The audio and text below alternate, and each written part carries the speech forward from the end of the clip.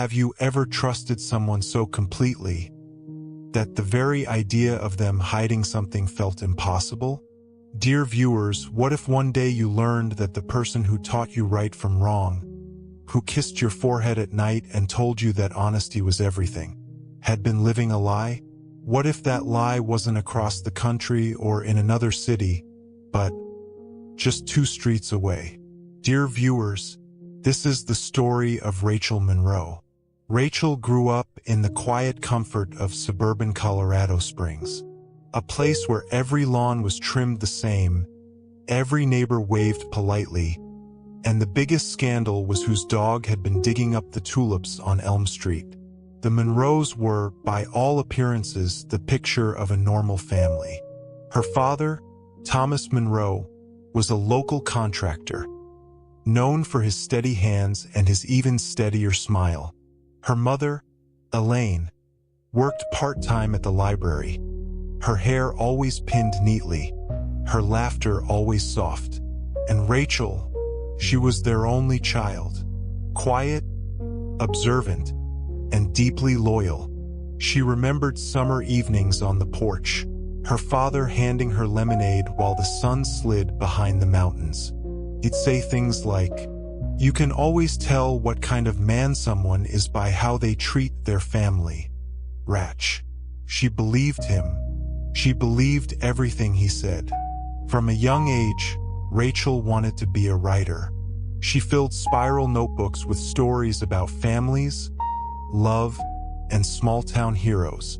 She used to sit in her room, listening to her parents talk downstairs, her mother's light laughter, her father's deep voice, and she'd think, this is what safety feels like.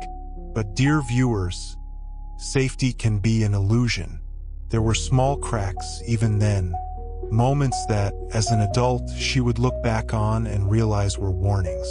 The phone rang late at night, the sudden business trips, the way her father's smile sometimes faltered when her mother mentioned a woman named Dana from the hardware store. When Rachel was 16, she overheard her parents arguing softly behind their bedroom door. She remembered her father saying, "It's complicated, Elaine. Please, just trust me." And her mother replying in a voice that trembled, "I've trusted you too many times, Tom." The next morning, they acted as if nothing happened. Pancakes, orange juice, smiles. Rachel didn't ask, because in her world, her parents were unbreakable. Years passed.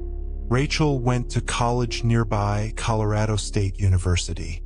She studied English literature, coming home on weekends to visit. Her father would always be outside fixing something, the fence, the car, the porch railing that didn't really need fixing. He'd hug her tight and say, "My girl, don't ever forget who you are." And she didn't, at least not until the year everything changed. It began one Sunday morning in early spring. The air smelled of fresh-cut grass, and the sky stretched endlessly blue. Rachel was home for her mother's birthday. She stopped by a local bakery to pick up a cake. A chocolate layer cake with "Happy Birthday, Mom" written in looping white frosting. When she reached the counter, the cashier smiled politely and said, "Oh, another Monroe order?" Rachel blinked. "Another one?" The woman nodded. "Yeah, a gentleman picked up a cake earlier. Same name on it, Thomas Monroe." Rachel felt her chest tighten. "Oh, that's my dad." She laughed awkwardly. Maybe he'd beat me to it. But when she got home, her father wasn't there.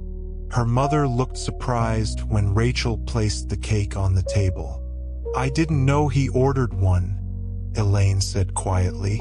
They waited for him until dinner. He came home late, smelling faintly of aftershave and pine. When Rachel asked where he'd been, he smiled tiredly and said, "Had to drop off some tools for a client, sweetheart. You know how it goes." Dear viewers, she wanted to believe him, but something in his eyes, something flickered. a hesitation.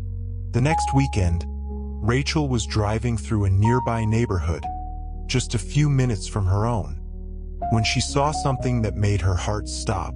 A man, tall, familiar, unmistakable, was walking across a driveway, carrying grocery bags. His hair caught the afternoon light. It was her father, but he wasn't alone. A woman came out to meet him, laughing softly, her hand brushing his arm in the easy, practiced way of someone who'd done it 1,000 times before. Beside them stood a little boy, maybe 6 or 7, chasing a red ball across the yard. Rachel froze. Her father bent down, ruffled the boy's hair, and said something that made him laugh. The woman leaned in, kissed Thomas Monroe gently on the cheek, and the world, dear viewers, tilted. She didn't confront him right away. How could she? Her heart raced all night, her mind replaying that moment again and again. The sunlight, the boy's laughter, her father's smile. She told herself there must be an explanation. Maybe it was a client, a family friend. But then she noticed something else. The house. It was only 2 streets away. 2 streets. She'd passed it countless times on her evening walks, never realizing that behind those white shutters lived her father's other life. Days turned into weeks. Rachel watched in silence, torn between disbelief and dread. She drove past the house at night, the same house glowing with warm yellow light. Sometimes she saw her father's truck in the driveway. Sometimes she didn't. Finally, one evening, she couldn't take it anymore. She parked down the street, her heart pounding. Through the front window, she saw them again, her father, the woman, and the little boy. They were eating dinner, laughing, like a family. And dear viewers, that was the moment Rachel knew the truth. She went home and sat in her car, staring at the steering wheel until her tears blurred everything. When her mother came to her door, asking if she was all right, Rachel lied. She said she was fine, but she wasn't. Inside, she was collapsing. She started digging, quietly, carefully. She looked up property records. Her father's name appeared on the mortgage for that other house. She checked the local school directory. The boy's last name was Monroe. The woman's name was Dana Wells. The same Dana her mother had once mentioned years ago. It had been going on for over a decade. Rachel finally told her mother one late afternoon. The sky was gray, the wind heavy with rain. She sat her down at the kitchen table, the same table where they'd shared every birthday, every Sunday breakfast. "Mom," she whispered, her voice breaking. "I think Dad's been seeing someone, and they have a kid." Elaine didn't move at first. Her hands trembled around her coffee mug. Then she said softly, "I've known in my heart. I just didn't want to see it." Tears filled her eyes, and for the first time, Rachel saw her mother not as a figure of calm, but as a woman quietly holding her world together. "I thought if I loved him enough, he'd stop," Elaine said. "But people like your father, they build walls of lies, and they decorate them with charm." Dear viewers, have you ever seen your parents' heart break in front of you? Changes you. It changes everything. That night, Rachel drove back to the other house. This time, she didn't stay in the car. She walked up the driveway and knocked on the door. The woman, Dana, opened it. She looked startled, then wary. "Can I help you?" she asked. Rachel's voice trembled. "I'm Rachel, Thomas Monroe's daughter." Silence. Dana's face paled. Behind her, the little boy peeked around the corner, his eyes wide. Rachel swallowed hard. "Is he my brother?" Dana looked down, then whispered, "Yes." Dear viewers, time seemed to stop. Rachel's world split open between disbelief and truth. She stood there, rain beginning to fall, her father's double life unraveling before her. When her father appeared in the doorway moments later, shock etched across his face. All Rachel could say was, "2 streets away, Dad. 2 streets. How could you?" He stammered something. Words about mistakes, love, confusion, but she didn't hear them. She turned, walked back to her car, and drove until the road blurred into darkness. In the following days, the Monroes fell apart. Her mother filed for separation. Her father moved in with Dana. The neighbors whispered, their polite smiles turning into pitying glances. Rachel stopped writing. She stopped dreaming. Because how do you write about love when the person who taught you about it shattered it? But healing, dear viewers, doesn't come all at once. It arrives slowly, like dawn after a long, cold night. Months later, Rachel found herself sitting by a lake on the outskirts of town. The water was still, the mountains mirrored perfectly. She opened her notebook for the first time in months, and she wrote, "Forgiveness isn't forgetting. It's remembering without the ache." She wasn't ready to forgive her father. Not yet, but she wanted to try. Dear viewers, that's how healing begins. Not with an apology, not with justice, but with a decision to stop letting the pain define you. Dear viewers, time does not erase pain. It only gives it space to breathe. For months after the truth unraveled, Rachel felt as though she were living someone else's life. The house that once smelled of Sunday pancakes now carried the faint, aching silence of loss. Her mother moved through the days like a shadow, polite smiles, soft words, but eyes that seemed to drift somewhere else. And her father? He was gone. Not far, only 2 streets away, but far enough to feel like another world entirely. It was summer again in Colorado Springs. The cicadas sang in the trees, the neighbors mowed their lawns, and the world, indifferent as always, kept turning. But for Rachel, every turn of the season felt like a question she couldn't answer. One evening, she found herself driving past that other house. The curtains were open, the porch light glowing softly. She saw her father on the porch, sitting with the little boy, her half-brother, teaching him how to tie his shoes. And it struck her like lightning. This man who had broken her family was still capable of gentleness, still capable of love. How cruel, dear viewers, that the same hands that comfort us can also destroy us. Weeks later, Rachel received a letter. The handwriting was unmistakable, her father's neat and steady. "Rach, I know you have every reason to hate me. I can't justify what I did. I thought I could live 2 lives because I didn't want to lose either of them. I loved your mother, and I loved you, but I also loved them. I've made a mess of everything, and I'm not asking for forgiveness.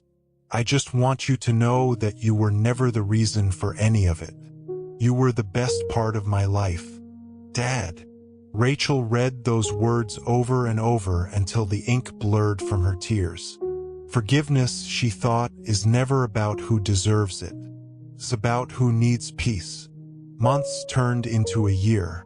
Her mother, Elaine, filed for divorce.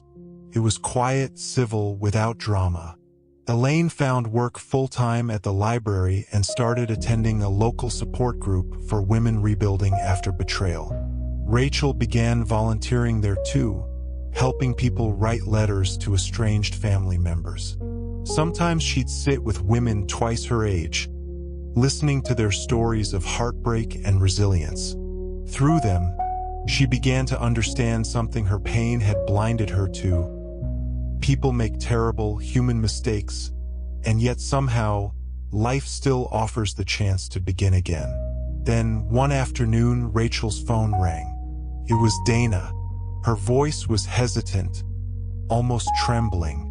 "Rachel, I wouldn't call unless it was important. Your dad's in the hospital. Heart attack." Rachel felt her chest seize. She hadn't seen him in over a year. Without thinking, she drove straight to the hospital, the world blurring past her. The corridors smelled of antiseptic and quiet desperation. She found him in a small, pale room, thinner, grayer, older. When their eyes met, the years between them vanished. "Hey, kiddo," he whispered weakly, trying to smile. Rachel stood frozen at the doorway. Every hurt, every unanswered question rushed through her. But beneath it all was something deeper: love. A quiet, stubborn love that refused to die. She stepped closer, took his hand, and whispered, "You really broke us, Dad." He nodded, tears slipping from the corners of his eyes. "I know, and I'd give anything to fix it." Dear viewers, have you ever held the hand of someone who wronged you and realized that anger has nowhere left to go? It just melts into grief. Rachel sat beside him for hours, telling him about her mother, her writing, the little things he'd missed. He listened quietly, his breathing shallow, his eyes glassy with regret. When the doctor came in later that evening, she said he'd recover, if he took things slow. And for the first time in a long time, Rachel felt something fragile but real: relief. Over the following weeks, Rachel visited often. She met her half-brother properly for the first time. His name was Evan, and he had the same brown eyes she saw in the mirror every morning. He showed her a drawing he'd made, a stick-figure family holding hands. There were 4 people in it. She smiled through tears. "You're a good artist, Evan." He beamed. "Dad says I get that from you." And for a moment, dear viewers, the ache in her heart softened, because life, no matter how messy, still had room for connection. Her mother didn't forgive easily. Elaine stayed away from Thomas for nearly 2 years. But when she heard about his heart condition, she agreed to meet him for coffee.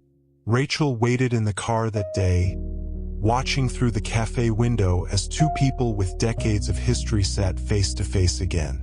No shouting, no tears, just quiet conversation.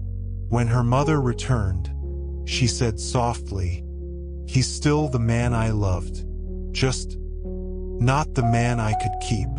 Time, dear viewers, has a way of sanding down even the sharpest edges of pain. Rachel began writing again. Her first published essay appeared in a small online journal titled 2 Streets Away. It wasn't about betrayal, not really. It was about the strange ways families break and rebuild themselves. The piece went viral. Messages poured in from strangers around the world.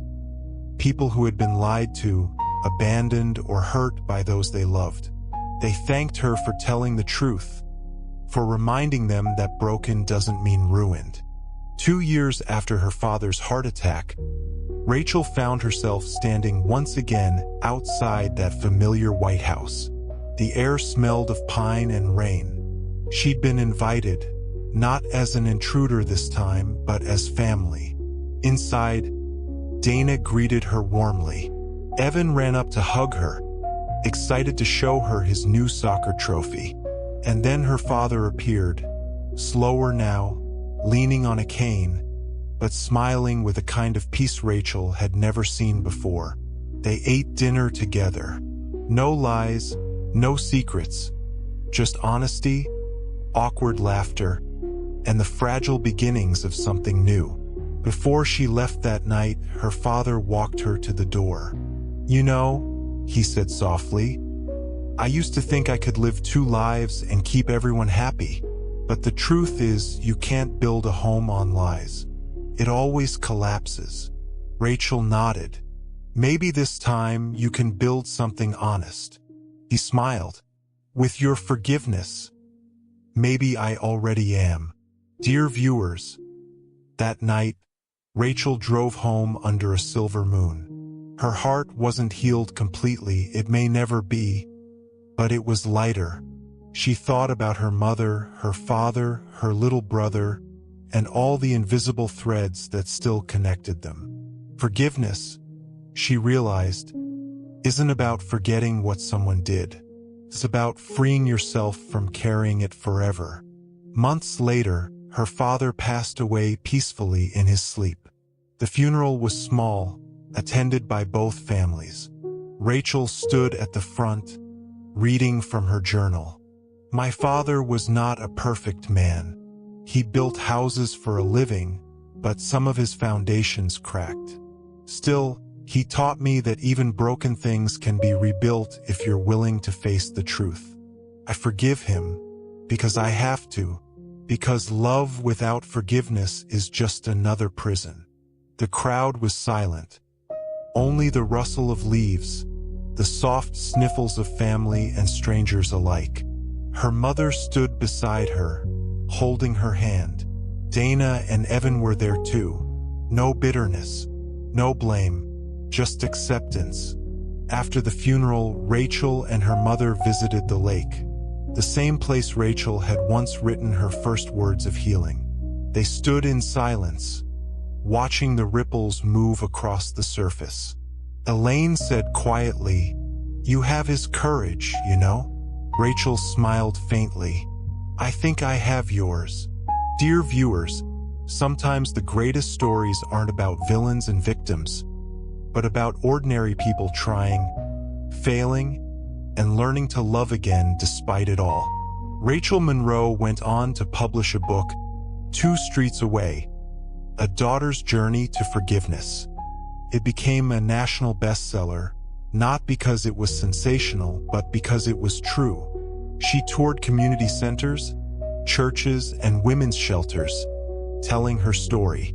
Each time she'd pause and say, "Pain doesn't disappear, but forgiveness gives it somewhere to go." And people would cry because they knew what she meant. Dear viewers, as you sit wherever you are, maybe with your own family nearby, maybe far away, think about this. Every person you love carries a story you may never fully know. Sometimes those stories will break you, but sometimes they will heal you too. If Rachel Monroe's journey teaches us anything, it's that truth may hurt, but silence kills. And when life cracks open in ways you never expected, you still have a choice: to stay bitter or to forgive and begin again. So, dear viewers, I ask you, if you discovered a secret like Rachel did, if the person you trusted most betrayed you, would you choose to forgive? Or would you carry that weight forever? Let us know in the comments, dear friends, and tell us where in the world you're watching from. And remember, forgiveness doesn't change the past, but it does change the future. Please subscribe to Voices of Reality for more true, emotional stories that touch the heart and remind us all, even when the truth hurts, love still finds a way to heal.